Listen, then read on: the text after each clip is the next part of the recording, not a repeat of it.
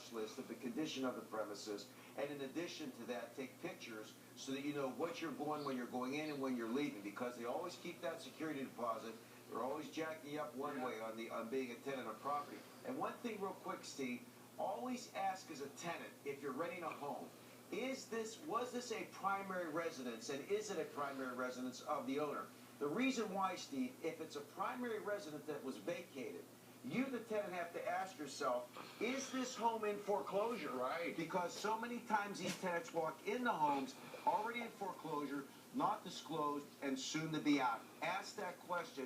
You're allowed to ask. Okay, so is there any, this is a question we're going to graphize, is there anything a tenant can do to protect themselves if they worry about a foreclosure? In other words, they're living in a place, Yes. they don't know if the place is about to be foreclosed.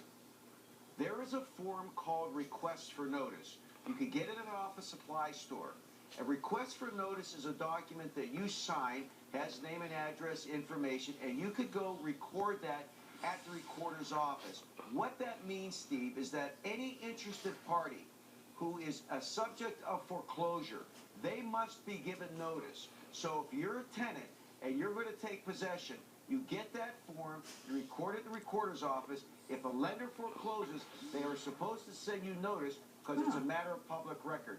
That's something that every tenant could do and should do. And what's it called?